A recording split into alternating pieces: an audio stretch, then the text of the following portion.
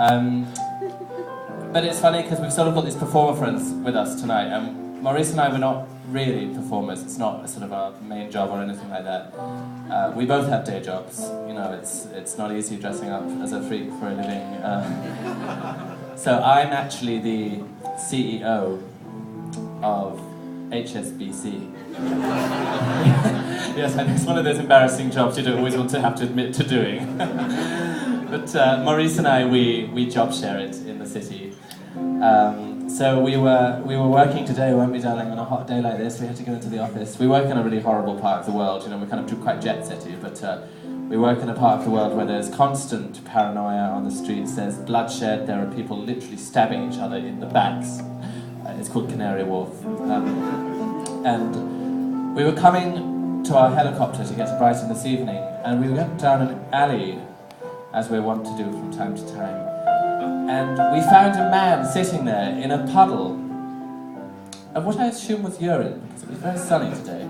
And he was wearing a beautiful long veil suit. He's a very sophisticated gentleman. I went over to him and I said, "Hey, babes, what are you doing?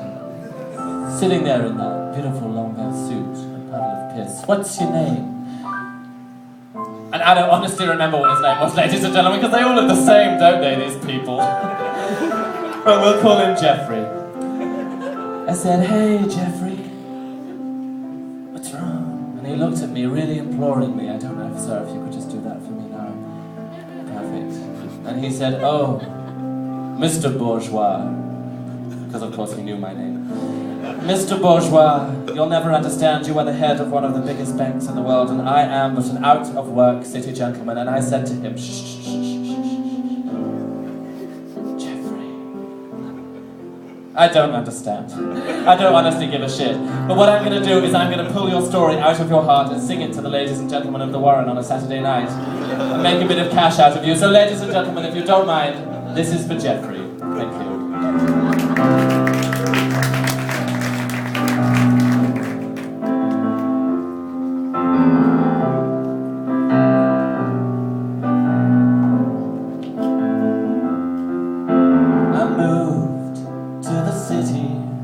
Where the streets are paved with gold.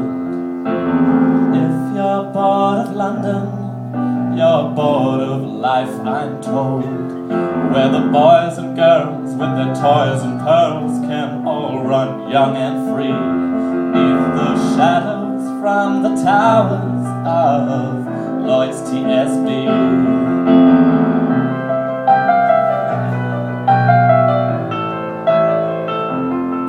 So I pulled on my finest brogues and I joined the race. Every day I made 10 million, every night I got off my face. But then the money ran out as the Thames dried up, and I had to go without all the things I loved. I'm a martyr to the city, like a rich man's Joan of Arc. And I can't live in London anymore. I can't live in London anymore. I can't afford my cocaine and whores, so how can I live in London anymore?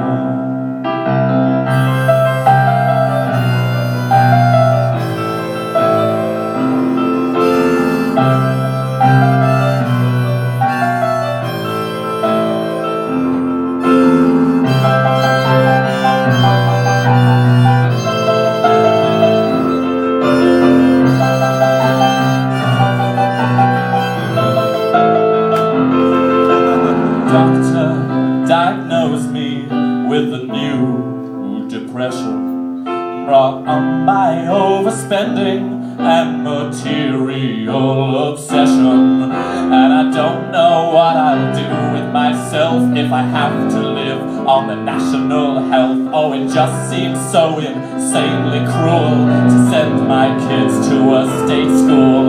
And now I'm crying out on my knees, 'cause I've had to sell one of my properties. I'm a homeless person with only one house. Oh come on country, bail me out.